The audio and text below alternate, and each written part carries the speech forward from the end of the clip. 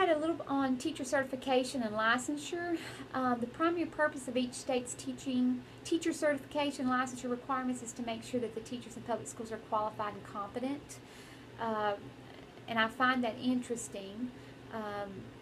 We have you jump the hoops, you take the praxis too, you do your residency, you do all of these things, and that's supposed to guarantee that you're going to be good in the classroom. But I do know there's teachers who've gone through that whole process and done very well, jumped the hoops way higher than anybody else. Does that necessarily make you effective in the classroom?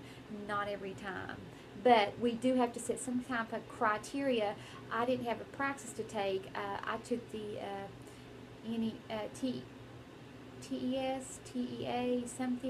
TES, the teacher's exam is what I had to take.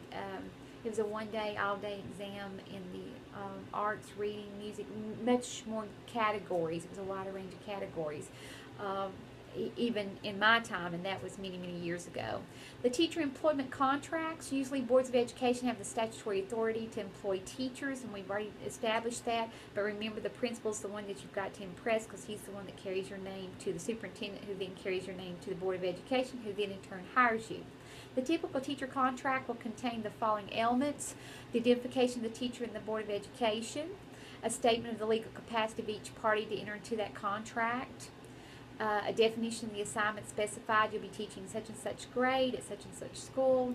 A statement of the salary and how it is to be paid.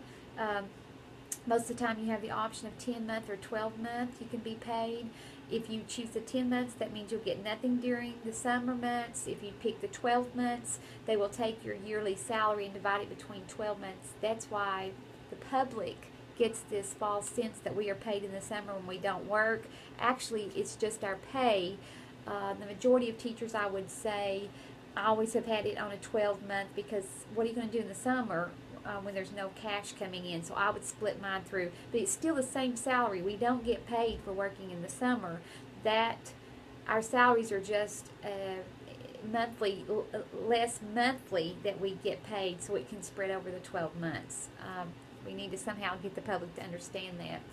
A provision for signature by the teacher and by the legal authority agents of the board, so everybody signs off on the contract saying you agree, I agree. The contract is not official until it has the signatures of all parties, and then it runs from year to year.